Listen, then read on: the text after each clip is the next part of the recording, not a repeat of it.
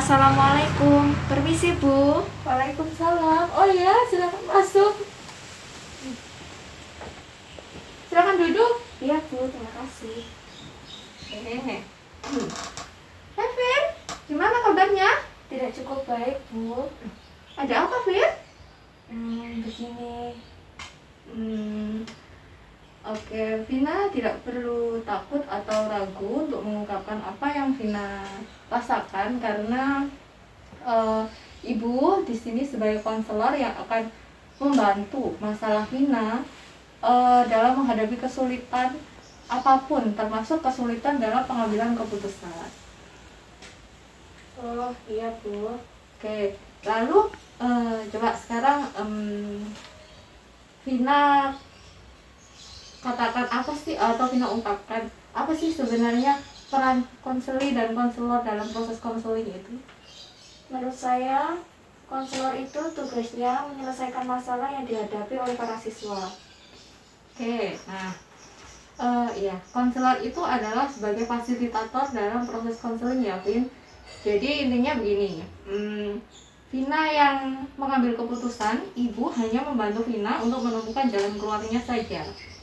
Jadi nanti dalam proses konseling ini, Ibu berharap Vina berperan aktif dan terbuka supaya kita bisa sama-sama enak gitu ya, Vin. Untuk Vina juga enak untuk mengambil keputusan, Ibu juga enak untuk membantu Vina untuk menemukan jalan keluarnya. Oh seperti itu.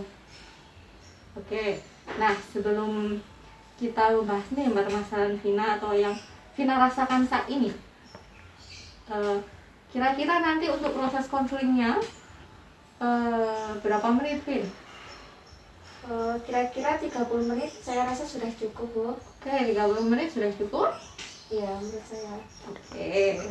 Tadi kan kita sudah menyepakati ya, Vin, kesepakatan waktunya. Nah, sekarang coba Vina ungkapkan apa yang ada di pikiran Vina, apa yang di hati Vina, apa yang Vina rasakan saat ini. Sebenarnya begini Bu, kemarin saya ketahuan tidur sampai larut malam oleh orang tua saya.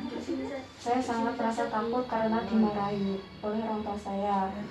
Mereka menanyakan kenapa saya tidur sampai larut malam. Karena saya takut, akhirnya saya menjawab dengan jujur. Saya tidur larut malam karena saya bermain sosmed. Oke, dalam 1 minggu ini ya, Vin, Vina itu sudah bermain sosmed itu berapa kali? Sepertinya 5 kali ini Bu. Oke, coba Vina ungkapkan sebenarnya apa ya, bukan sebenarnya fakta atau apa sih sebenarnya yang membuat Vina itu bermain sosmed sampai larut malam?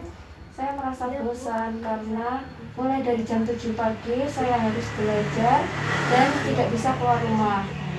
Oh, jadi Vina itu merasa jenuh dan bosan dengan rutinitas seperti itu ya? Iya Bu. Oke. Tadi kan Vina mengatakan takut. Nah, coba Vina itu ungkapkan perasaan takut yang seperti apa sih yang sekarang Vina rasakan?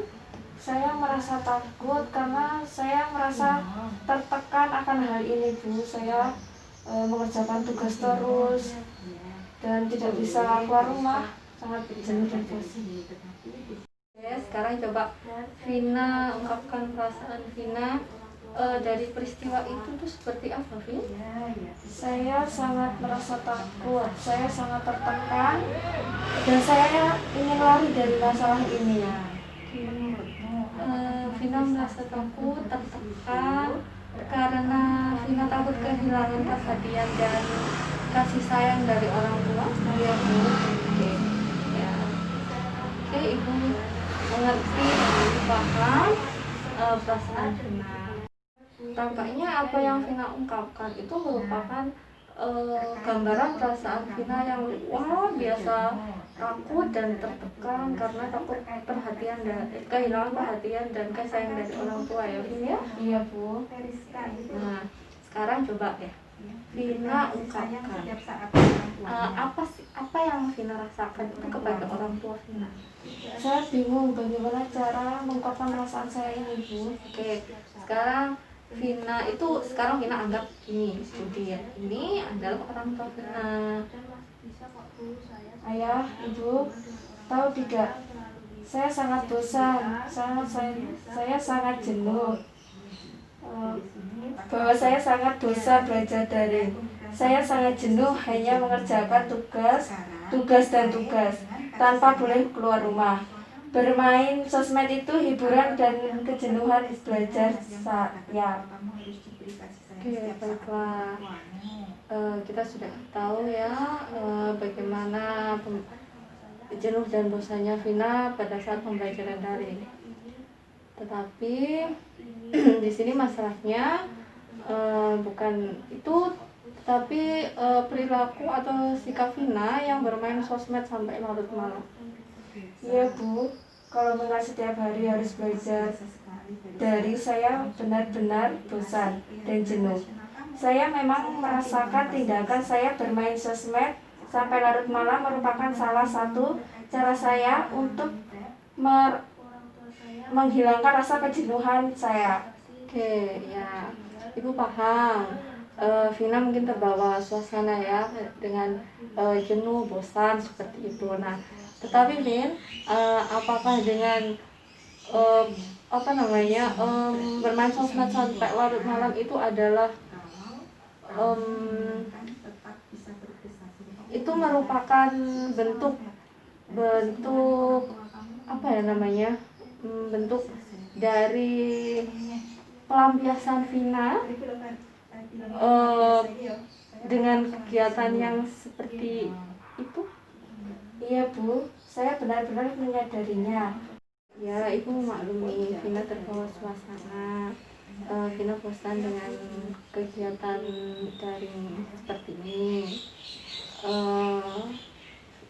Dengan bermain sosmed yang larut malam itu merupakan pelarian atau pelampiasan Vina dalam aktivitas yang membosankan ini. Nah, tapi apakah Vina sadar akibatnya dari Vina bermain sosmed sampai larut malam ini untuk Vina dan untuk orang tua Vina?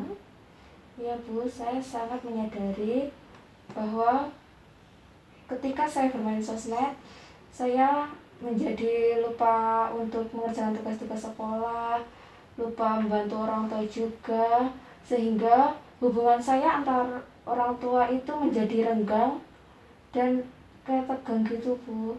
Jadi jawaban Vina tadi, Vina sadar apa akibat yang timbulkan. Nah, tetapi kenapa Vin masih melakukan pelampiasan dengan bermain sosmed sampai larut malam? Ya, Bu, saya sangat bingung harus bagaimana. Ya, lalu saya butuh motivasi untuk meningkatkan semangat belajar saya dan rajin belajar saya. Oke, Vina butuh motivasi untuk meningkatkan semangat belajar ya, dari kejenuhan dan kebosanan belajar ya. Iya, Bu. Oke. Sekarang Vina harus sadar penyebab Vina bermain sosmed sampai larut malam itu bukan dari luar diri Vina, tetapi dari dalam diri Vina. Nah, sehingga Vina harus sadar dan memunculkan tanggung jawab dalam diri Vina. Iya, Bu.